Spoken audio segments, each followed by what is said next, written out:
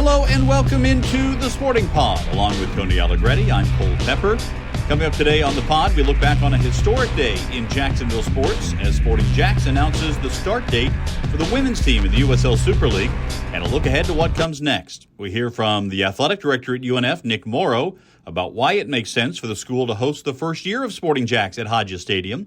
And we look ahead to the weekend in the Premier League. A reminder, we are fed by the Bearded Pig, locally owned and operated with locations in San Marco and Jax Beach. Make sure you swing by the Bearded Pig for great barbecue and great times. That is Tony Allegretti. Mauricio Ruiz is traveling, but we did get some comments from him. We'll share with you in just a bit on this. But, Tony, on Tuesday, Sporting JAX announcing the launch of the women's team in the USL Super League with a kickoff date of August of next year. This was a huge day for Sporting JAX and for sports in Jacksonville. What was your takeaway from the announcement? Well, another really well-run presser that we had. It's clear we've got a tremendous amount of professionalism in our front offices here, and that was really great to see. Excellent partnership with UNF. Obviously, Hodges Stadium is a great stadium. It'll be an awesome interim stadium for us and a great place to kick off the first women's professional anything team in Jacksonville.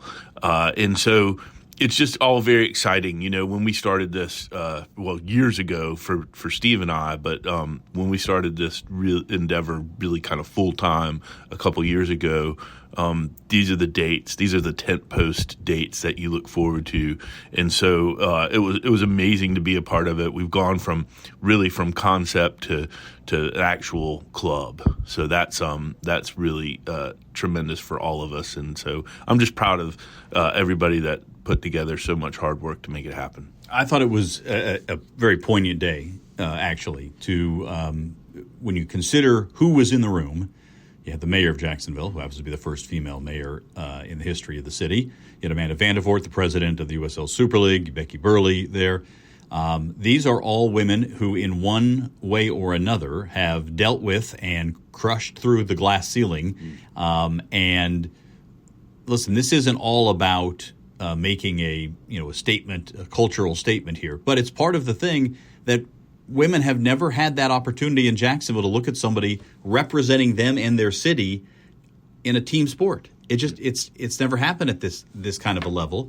I just think that's going to be such a game changer in so many ways. And as I have said before, I don't know what the attendance difference is going to be with the men's team versus the women's team, but I think from an impact standpoint, the women's team has an opportunity to make an enormous impact on the soccer landscape, on the cultural landscape, on the sports landscape in Jacksonville. Absolutely. I mean, if you think about it at a granular level, our girls that are in, schools right now that are growing up here in Jacksonville, they've never had athletes, professional women athletes come by their school and talk to them before and inspire them, et cetera. We're going to have that. We're going to have that inspiration. We're going to have that, those icons that'll be really, really giving hope in just idolizing these players. And it's always super cool when you have a Jaguar come by or somebody, maybe it's a baseball player or something, but when we have these women come through and inspire kids, that's something we've never had before. And I think that's going to be tremendous. And I also just think, so growing up, I grew up with my mom and my sister, and they both, my mom coached and my sister played Division I, but she didn't have any options at all after college. So this is tremendous, and I just feel the wave. Like when my mom talks about this, she likes to tell people that we're a women's club that's going to have a men's team, which I think is so perfect because that's how we set it up, and so it's really going to be fun. All right, let's hear from Mauricio and his thoughts on what the announcement meant.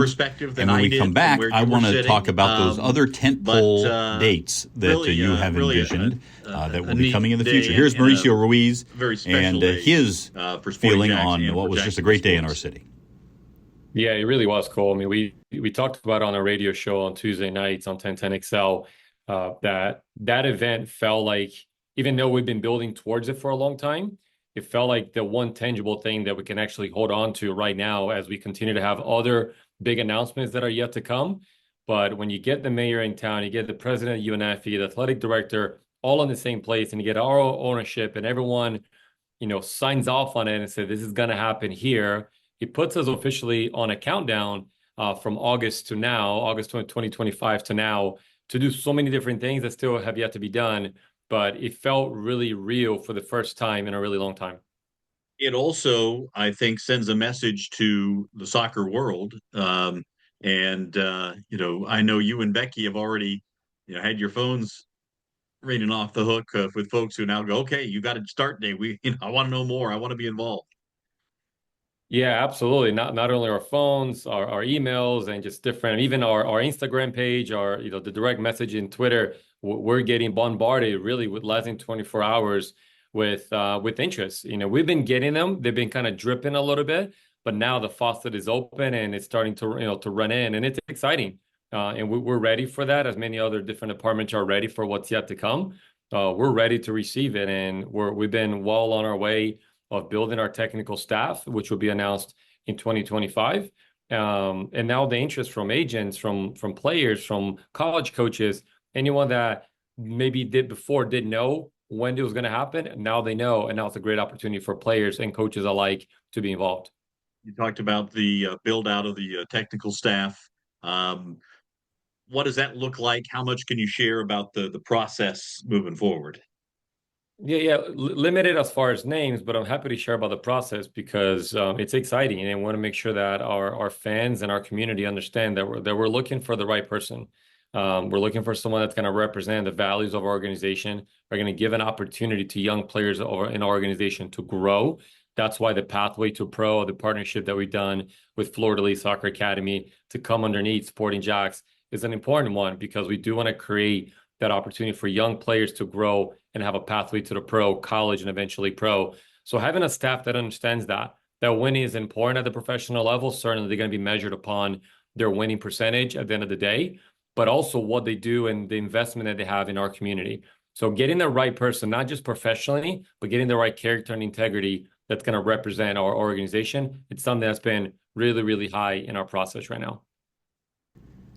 Great thoughts from Mauricio there, and I echo a lot of those. Let's turn to those tentpole dates that we were discussing. Launching the franchise, certainly the first, announcing that Sporting JAX, then JAX USL, had been awarded franchises in both leagues. That was big, no doubt. Releasing the name of the team and the logo and the brand identity and all that was, I think, the next big moment. Florida Elite announcement was significant. This one, huge. Let's look into the future. What are the next ones that you see as those tentpole moments that fans can be looking forward to? Yeah, so I think probably just the most acute is our technical staff. So, coaches and eventually players, probably a sporting director. They don't let me on the technical side of the office here, probably because I'm an Everton guy. So for obvious reasons, they don't want me near the football. But no. So I think those are big. Another huge one is going to be when we are finally able to announce the stadium. The site of the stadium, and so that's going to be a massive one. And then the big one again will be August of next year when we kick off. And so I fully expect and hope we get to see a full Hodges Stadium with just a lot of pride for the better half of our city. And let me also throw in a couple other dates that I think I'm looking forward to. Kit reveal is one that I'm anxiously anticipating to see what that will look like, and we'll announce our kit partner and roll out what we're doing from that standpoint. And then this is a little further in the future. You mentioned an announcement on the stadium. The first game in the stadium is going to be a big one. Probably before then, I'm going to go ahead and call it the first playoff game in club history, which could happen on the heels of the 2025-2026 USL Super League campaign. Wouldn't that be great? Yeah. Hopefully, we go through all this, and it would be a really nice cherry on top if we are good. Yeah. So absolutely, yeah. And I'm, watching the ups and downs of the Super League season. There's some quality opponents out there, so we can't phone it in at all. And so I know the guys are working hard. The recruiting staff and the football side are really trying to put together a tremendous team and a tremendous side. So, yeah, playoff game would be awesome. All right. We want to remind you is the other part of this announcement was that not only are we going to play starting in 2025, but also season tickets are now on sale for the USL Super League season. They start as low as $10 per game for students, $12 per game for supporters, and $15 for general admission. There are premium and field side seating options available as well. The premium seats are full season for $400. The field seats are $560. That's $35 per game. And then there are going to be some suites as well. We'll talk about that. We're going to have Madison Holesko, our director of ticketing, on our radio show on Tuesday to talk about what it's going to look like. Because one of the things that is happening with the play at Hodges Stadium, it's not just going over there, showing up and playing. Sporting JAX has made a commitment to improve, make certain campus improvements there for UNF that will become a legacy for Sporting JAX as we depart. We'll leave it better than we found it, which is kind of at the core of what the club's all about. Yeah, there's a lot of those I'm super excited about, the sideline seats, but also the seat backs and the sort of club-ish section. Really excited about that. I'll be tuning into that with Madison to get the details. All right, sounds good. That will be Tuesday at 6 on the Sporting JAX Soccer Hour on 1010XL, 1010 AM. You can listen live and on demand at 1010XL.com. And we also will remind you that the Sporting JAX Report comes to you on TV noon on Saturday on NBC 12 before the Premier League coverage, so tune in for that. All right, let's hear from the UNF Athletic Director, Nick Morrow. My conversation with Nick, I have found him in my, not frequent, but more than just occasional interactions, to be a very thoughtful athletic director. Sometimes you come across an athletic director who, might be, more on the coaching side, others more on the administration side. He's a very thoughtful guy on the administration side and has also made some very good hires, by the way.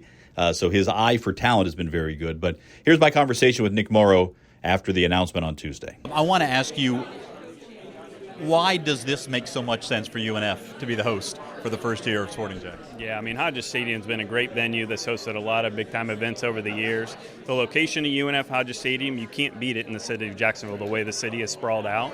And so just then being able to combine what we're doing at UNF with our sports, what Sporting JAX vision is, it's just perfect alignment. So in terms of the exposure for UNF as well, every game is broadcast on Peacock, streamed on Peacock, so nationally. Does that benefit UNF in the long term? Absolutely. The more exposure we can get, the better. And that's a big part of being an athletic department is you're bringing exposure to university. That's why you have a Division I athletic department, to bring that exposure. And a couple ways you can do that: one, winning championship, and two, bringing in those outside events. So when we host NCAA track and field and you got 12,000 room nights and $10 million you're generating. That's great exposure for the university and for the city. Hosting Sporting JAX for 16 games and being on TV for each one, they're going to see that UNF brand side by side with Sporting JAX. People are going to watch that and then look, who's UNF? What are they all about? And maybe all of a sudden now we become a destination of choice for somebody that's watching on TV. Steve talked a little bit about some of the modifications and enhancements for the facility. So after this partnership, gets started, there's going to be a lasting impact for UNF as well. Absolutely, and that was an attractive part of this partnership too, is some of the upgrades they want to do, we also want to do. And so even when Sporting JAX goes to bigger stadium and whatever else is next for Sporting JAX, what's going to be left behind is a legacy from Sporting JAX. It's only going to benefit our teams and as we continue to host national events. And so we're excited about that and the vision we also have for Hodges Stadium. I think Sporting JAX can be a player in helping get that done. The fact that this is the first professional women's team ever in Jacksonville, does that say something stronger to the female athletes at UNF or the future female athletes that this is something that the university has decided to become a part of? Yeah, absolutely. we have 11 Division I women's programs, 180 female student athletes that are high achieving academically, athletically, socially. And so to be able to add a professional element to our stadium and to our campus, I mean, it's great. It's great for our women's soccer program because now they have that pathway to go from college and play professionally and still be on their home site. That's only going to be an advantage for them they're getting that exposure from Sporting JAX, and potentially they could be a Sporting JAX athlete after that, which is really cool. Well, there's no doubt, Tony, that in order for this to have worked, UNF had to be all in on this as well. And as you can hear, they recognize the benefits and also sort of the broader positives that will be coming out of this whole partnership. Yeah, I've not yet met anyone in UNF, especially in the athletic department, that hasn't been just a stellar person, like all the way around. How can we help? How the attention to detail is so great. And look at the success that is born from what they're doing right now. I mean, ASUN champs on the men's side, but also the basketball's just rolling. They're really excellent department there, and a great school. Like the remarks from President Moez at the announcement were tremendous, right. Man. I was ready to run through a wall. Like, absolutely for the community, for the women of the community, for the girls of the community. I mean, it's just the UNF and their women's team is great too. We've seen quite a few games where they've really played well. Coach Falconer's got them going great. So it's just a blessing to be able to be partnered with such a great institution. We will also remind you that if you're not yet ready to pull the trigger on season tickets, you can put a season ticket deposit down, and that will hold your place. But also, whether you're ready to buy season tickets now or deposit on, make sure you become a member of Sporting JAX. Go to sportingjax.com. It's absolutely free. You get discounts on Sporting JAX official club merchandise, invitations to attend exclusive insider events, automatic chances to win special prizes and experiences, and you receive the Sporting JAX monthly email newsletter. Plus, you can place a deposit on season tickets and receive first access to seats and a special limited edition Sporting JAX founding member pin. We'll wrap up with the Premier League and looking ahead to what's going on this week, as it's been a very busy week of Premier League fixtures. And we'll focus on, I'm going to guess your weekend is pretty much already mapped out for a 7:30 Saturday morning viewing. Yeah, I'm happy that we'll get it over with. It'll be the last time that Liverpool comes and plays at Goodison, which is very interesting. I may actually go up to the brewery. There's a red brewery here, and wear my Everton kit just to be, I don't know, a super fan. Not super positive about it, although we are coming off a 4-0 win. That is my match of the weekend for sure. But I'm honestly, I'm not over hopeful, overconfident in that one. Now Liverpool's flying right now for sure. All right, let's hear what Mauricio's looking forward to, and he is keeping his eye on a London derby. This is going to be a fun game, in my opinion, Cole. I mean, Chelsea sitting in second place, tied with Arsenal, another team from London. But their goal they're scoring a lot of goals right now. They've got 31 goals. They're leading the league in goals. Liverpool is second with 29, but they also leak a lot of goals on the other side. And Tottenham is just a team, I don't know. They're kind of like a bit of like a train wreck or bumper cars, however you want to call it.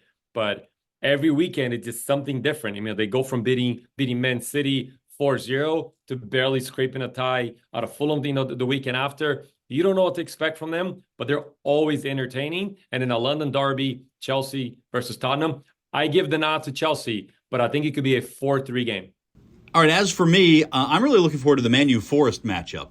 Man U comes in 11th, coming off a 2-0 loss to Arsenal. Forest is 6th, coming off a loss to Man City on Wednesday. So a big turnaround opportunity for Forest, who's had a tremendous season.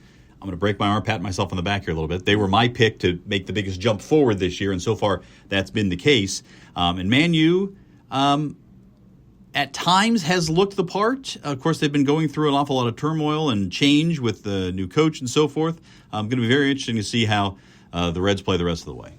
Yeah, no, I think that's going to be a great one. I could see this being a dream season for Forest. If they win this and keep running, we're gonna be really. You should have bet on Forest earlier this year because that was a tremendous call. I should have. That's the story of my life. I saw it coming and didn't do anything about it. So, also just to give you everybody a heads up on our podcast schedule, we'll do another podcast next week and the following week. And then the week of Christmas and the week of New Year's, we will not have a podcast. Same for TV. So we'll take a couple of weeks off as we sort of take a deep breath and get ready for what is going to be an enormous 2025 around Sporting JAX. For Tony Allegretti, for Mauricio Ruiz, I'm Cole Pepper. Thanks so much for listening to The Sporting Pod.